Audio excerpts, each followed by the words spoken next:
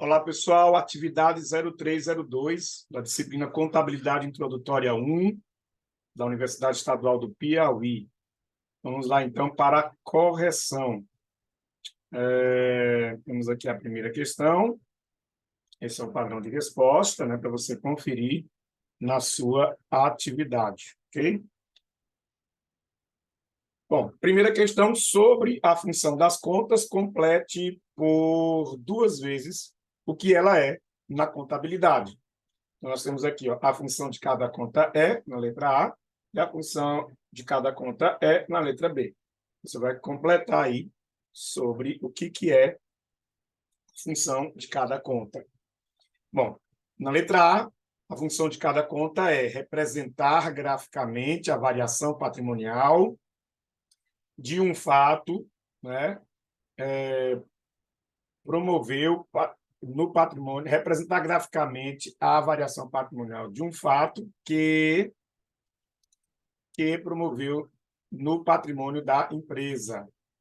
Essa variação poderá ser a débito ou a crédito da conta, fazendo com que esta seja debitada ou creditada, certo?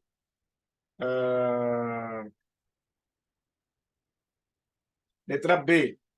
A função de uma conta é a sua ação, para que serve, qual o papel que ela desempenha na escrituração, a explicação do objeto da conta, sendo a expressão descritiva da sua natureza. Então, aí, respondendo conforme a sua apostila. Segunda questão, cite as 3 teorias das contas e defina a que mais torna compreensível a natureza das contas e, consequentemente, sua função de débito e crédito. Então, quais seriam essas teorias? São 3, né? E a gente aprende pelo mnemônico Patri, Mater, Persona. Patri, Mater, Persona. Teoria patrimonialista, teoria materialista e teoria personalista. Na teoria personalista, que é a que mais, né, torna compreensível, as contas representam pessoas que se relacionam com a entidade em termos de débito e crédito. A teoria determina apenas que a pessoa que fornece algum valor deve ser creditada e a pessoa que recebe algum valor deve ser debitada. Em outras palavras, como o próprio termo persona traduz, a teoria considera as contas como pessoas em relação à entidade, né? A gente pode até completar para ficar como está pedindo, né? E a que mais torna compreensível a natureza das contas é, né, a teoria personalista.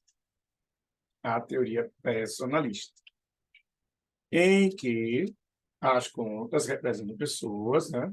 E aí vai. Ok? Então, padrão de resposta bonitinho aí. Dessa forma, tá ok para a segunda questão. Vamos à terceira? Terceira questão. Fale sobre o que você entendeu sobre as contas retificadoras ou redutoras.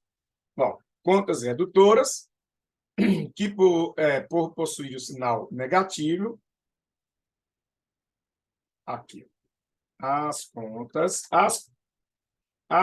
redutoras, né? Tirar aqui, ó, as contas redutoras, por possuírem o sinal negativo, invertem-se entre devedoras e credoras. Esse tipo de conta serve muito bem para atender o sistema de registro contábil, baseado nas partidas dobradas, bem como os princípios do registro pelo valor original, competência e prudência.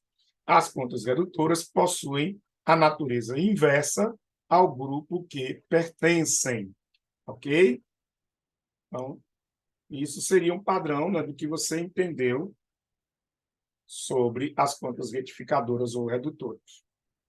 Quarta questão, explique a distinção entre contas que configuram como circulante e como não circulante. Bom, considera-se o limite da realização de uma conta até o final do exercício subsequente. As contas configuram como circulante quando a realização se der até 12 meses a contar da data do balanço. e, como não circulante, as contas que se realizarem após 12 meses da data do encerramento do balanço respectivo.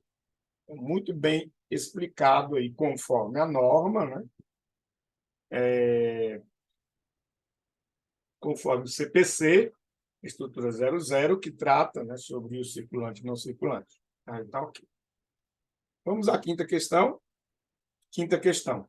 Explique a classificação das contas quanto à sua funcionalidade. Bom, quanto à sua funcionalidade, as contas se dividem em contas unilaterais e contas bilaterais. Ou seja, como elas funcionam, né? Elas funcionam como unilaterais, são aquelas que sofrem variações apenas em um sentido. Por isso, o saldo dessas contas aumentam ou aumenta sempre. Estão, nesse caso, as contas de receitas, que serão sempre creditadas, e as contas de despesas, que serão sempre debitadas. Ok? Então, contas unilaterais, contas de resultado. As contas bilaterais são aquelas que sofrem variações nos dois sentidos, ou seja, o seu saldo pode aumentar e diminuir. São divididas em 3 classes.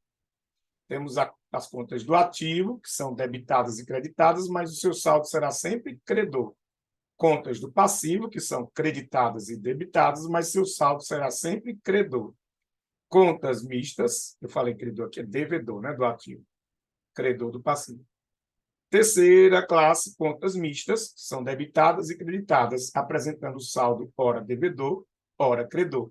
Como é o exemplo da conta ajuste de avaliação patrimonial. E está aqui, ó, utilizando a conta mista ajuste de avaliação patrimonial, na sexta questão, faça os lançamentos no diário razão de uma empresa que investe 580 mil à vista em instrumentos financeiros, serão revendidos no futuro. Final do ano, a empresa avalia o valor do investimento em relação ao seu valor justo, para fins de divulgação no balanço patrimonial, em 800 mil. Então, o que a gente vai fazer aqui? A gente vai fazer os lançamentos, né? Primeiro, da compra, da aquisição, e segundo, da avaliação, ou reavaliação. Então, da compra, está aqui o histórico. Essa data não tem aqui no enunciado, mas você pode usar a primeira data do ano, por base. E aí, pela compra de instrumentos financeiros que serão revendidos no futuro no valor de 580 mil à vista. Essa data pode ser qualquer data, tá, pessoal? Dentro do exercício. Então, constrói um histórico baseado no que você leu aqui na questão e debita e credita as contas corretas. Então, vamos debitar investimentos. Por que nós vamos debitar investimento? Porque é a conta que está sendo tratada aqui, né? Ó, instrumento financeiro, investe, cadê? Ó? Investe, né? Então, são palavras que vão nos remeter a um direito, né, do ativo, tá certo? Que é investimentos. Aqui é um grupo de contas, mas pode ser usado como uma conta também. Para o nosso exemplo aqui, a gente vai usar ela. Tá?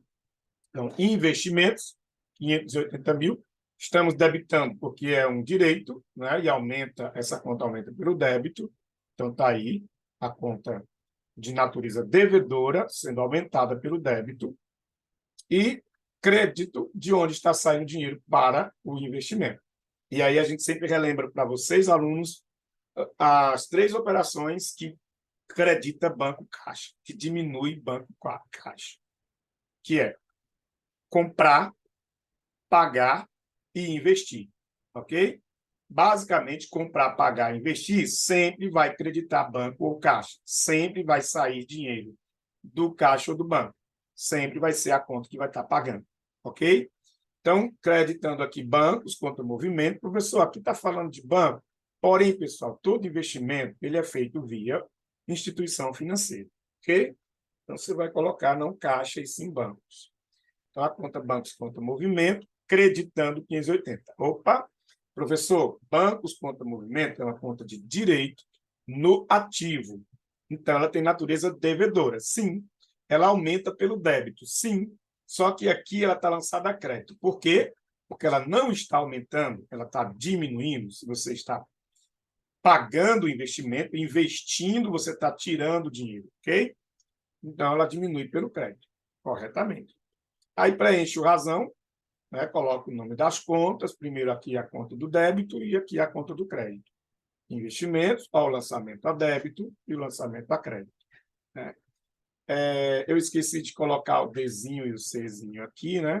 Para você ficar sempre lembrando disso. Mas se você quiser colocar, você coloca aí, tá bom?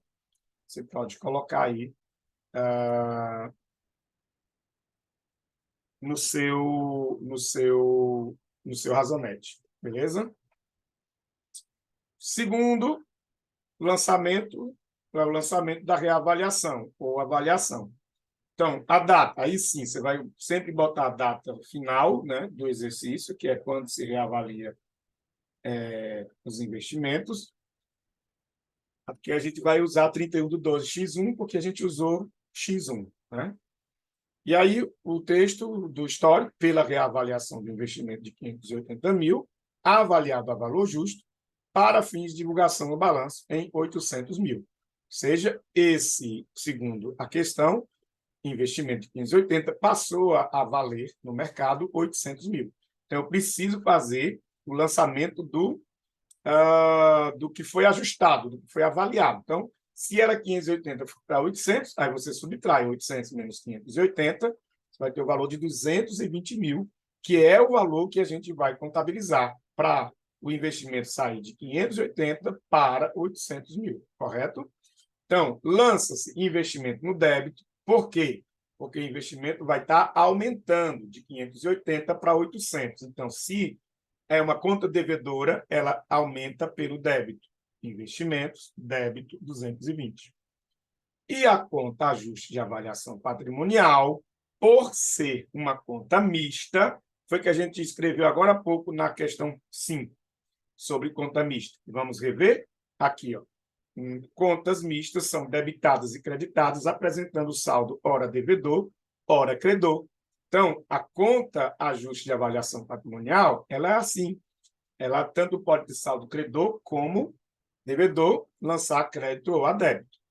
Aqui, nesse caso, né, nós estamos fazendo um lançamento a crédito, e não é porque ela é credora e ela aumenta pelo crédito. Não. É porque a conta que ela está avaliando, que é investimentos, está aumentando. Certo? Então, o aumentar e diminuir na conta mista não é o saldo de sua conta. Não. É da conta que ela está ajustando.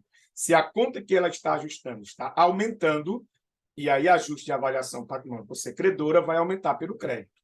Porém, se fosse o contrário, em vez do investimento valer 800, ele valesse, exemplo, 500, nós iríamos fazer um ajuste de 80 mil para menos. E aí a conta investimentos iria diminuir 80 mil. E aí, diminuindo, a conta ajuste de avaliação patrimonial iria para débito, porque ela é credora e diminui pelo débito. Certinho, pessoal? Então, essa é a explicação para uma conta mista, é porque ela é uma conta de ajuste e ela ajusta a conta, uma outra conta. Ok? A mesma coisa acontece com a conta ajustes de exercícios anteriores, lá da DLPA, que a gente vai ver mais à frente quando estiver estudando essa demonstração. Então, é uma conta de ajuste, com certeza ela vai ser uma conta mista, porque ela vai sempre obedecer à regra do aumentar pelo crédito e aumentar pelo débito, sendo ela credora, o que está aumentando se é a conta que ela está ajustando, se ela está aumentando ou se ela está diminuindo. Beleza? Qualquer coisa, você volta o vídeo ou ouve a explicação novamente para tirar toda a dúvida. Tá? Então, no razão, aí é só colocar a conta de débito e investimento, a conta de crédito, ajuste de avaliação patrimonial, debita investimento, credita avaliação patrimonial. Sempre lembrando do método das partidas dobradas. Para cada débito, um crédito de igual valor. Ok, pessoal? Vamos para a sétima questão? Apresente como se dá o processo contábil. Então, dentro do processo contábil, existe uma sequência que nasce com o conhecimento das contas, função e funcionamento, o registro do débito e do crédito das contas, indo até os balanços, seja patrimonial ou resultados. Ok? Então, é assim que se dá o processo contábil. Você conhece as contas, ou seja, como é que ela funciona, as funções dessa conta, faz o registro do débito e do crédito, e aí, no final, na ponta do sistema, você tem, desse processo contábil, você tem os relatórios, tá? Os balanços patrimonial ou de resultado, que é a BRE. Oitava e última questão, explique as premissas do registro contábil com relação a débito e crédito das contas. Bom, todas as contas têm um valor inicial, ou seja, o primeiro lançamento que se faz em determinada conta será de acordo com a sua origem. Assim, uma conta que representa um bem ou um direito terá o seu valor inicial sempre a débito, pois se trata de uma conta do ativo. Inversamente, as contas que representam obrigações terão seu valor inicial a crédito, pois se trata de contas do passivo. As contas do patrimônio líquido, como já visto há pouco, são unilaterais. Eu tirei esse há pouco aqui, né? Porque é como está na apostila. Vamos tirar o como já visto, não precisa. Aí. As contas do patrimônio líquido são unilaterais, ou seja, as despesas debitadas e as receitas sempre creditadas. Beleza, pessoal? E a gente encerra a nossa correção da atividade 3 da unidade 2. Ok. Até a próxima.